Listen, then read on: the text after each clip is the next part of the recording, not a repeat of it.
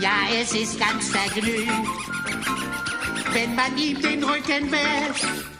Und ich sing quietsch, Entchen quietsch, quietsch, Entchen quietsch, Entchen quietsch, quietsch, Entchen quietsch, quietsch, Entchen quietsch, quietsch, Entchen quietsch, quietsch, Entchen quietsch, Entchen quietsch, quietsch, Entchen quietsch, Entchen quietsch, quietsch. Ja, und alle singen mit. Quietsch, Entchen quietsch. Meinen Badewannenhit. Ja, quietsch, Entchen quietsch. Und im Badewannenwasser. Quietsch, Entchen quietsch. Wird mein Entchen immer nasser. Quietsch, Entchen quietsch. Baden ist so wunderbar. Wenn das Quietsch, Entchen quietsch. Für deine Haut und für dein Haar. Und das Quietsch-Entchen auch. Weil es sehr erfrischend ist. Wenn das Quietsch-Entchen quietscht. Wenn du wieder richtig sauber bist.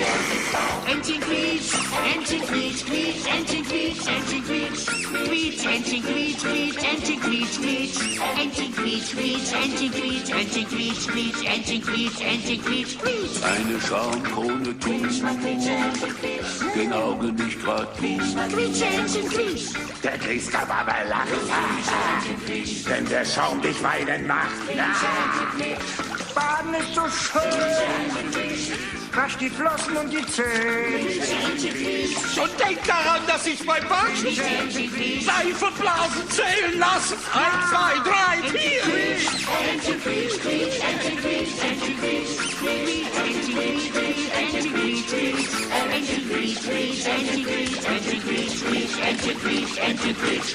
Und bist du mal verschmutzt, wirst du wieder blank geputzt.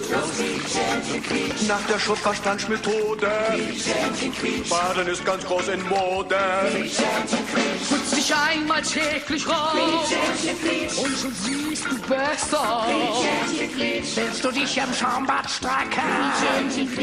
Lass den Stöpsel stecken.